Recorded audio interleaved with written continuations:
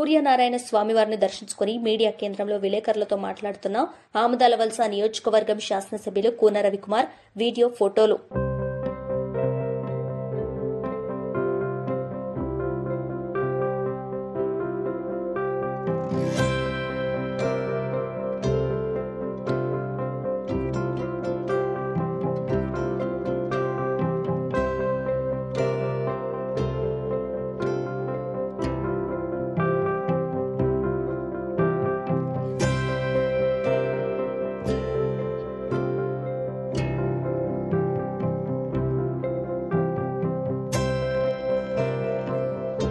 ఈ రాష్ట్రంలో అనేక కార్యక్రమాలని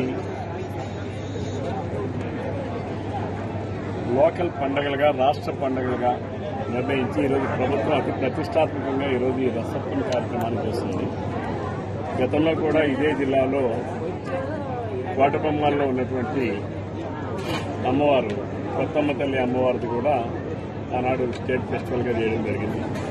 మళ్ళీ ఈ రోజు కూడా రథసప్తమి వేడుకల్ని అత్యంత వైభవంగా గడిచిన 2 రోజుల నుంచి, అంటే ఇది ఈరోజు 3వ రోజు, మరి చంద్రబాబు నాయుడు గారి నాయకత్వంలో ఈరోజు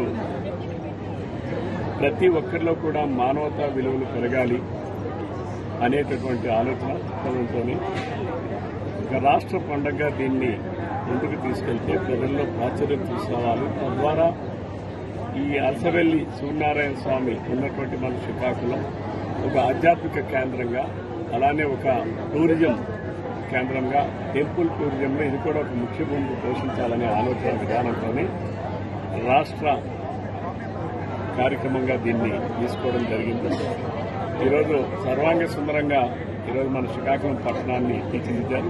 గడిచిన 2 రోజులు కూడా అనేక కార్యక్రమాలు ఏర్పాటు చేశారు.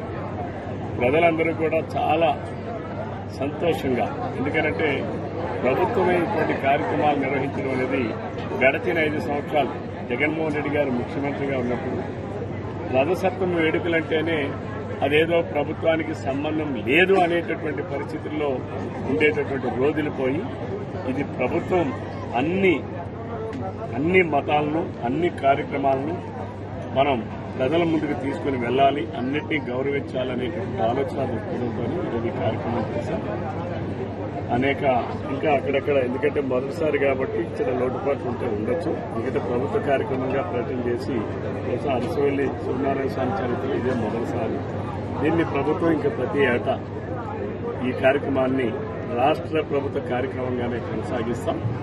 అలానే దీంట్లో ఉన్నటువంటి ఈ మొదటిసారి చేసేటటువంటి కార్యక్రమంలో ఉన్న లోటుపాట్లు కూడా ఇంకా భవిష్యత్తులో అధిగమించి ఆధ్యాత్మిక వైపు తీసుకుని వెళ్లడం అంటే మానవతా విలువల్ని పెంచడం, ఆధ్యాత్మికంతో మిళితమైనటువంటిది విలువలు.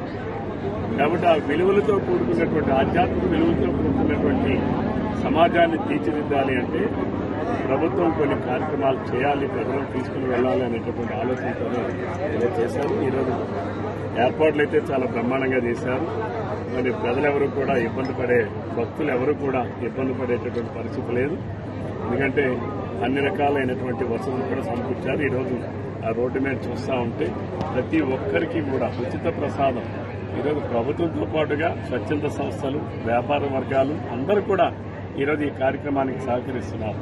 ఎందుకంటే ప్రతి ఒక్కరిలో కూడా ఆధ్యాత్మికత పెరిగింది, ఇదే నిదర్శనం ఈరోజు.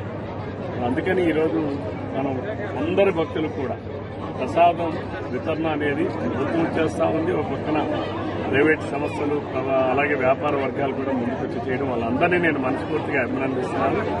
ఇటువంటి కార్యక్రమాలు ఇంకా భవిష్యత్తులో ఇంకా ముందుకు నడిపించాలని చెప్పి కూడా తెలియజేస్తా ఉన్నాను. మరి ఈరోజు ఈ కార్యక్రమాన్ని విజయవంతం చేసిన అధికారులకు, ప్రధానంగా పోలీస్ యంత్రాంగాన్ని, 2 రోజుల నుంచి పోలీస్ యంత్రాంగం గత 3 రోజుల నుంచి కూడా ఇదే వేడుకలో నిమగ్నమై ఉన్నారు. జిల్లా మొత్తంలో ఉన్నటువంటి పోలీస్ యంత్రాంగం మొత్తం ఇక్కడే ఉన్నారు. ఎటువంటి సంఘటనలకు కూడా చోటు లేకుండా ఈరోజు పోలీస్ యంత్రాంగం కానీ, అధికారులు కానీ పనిచేస్తున్నటువంటి విధానాన్ని వాళ్ళందరినీ కూడా మనస్ఫూర్తిగా సెలవు తీసుకున్నాను. Thank you.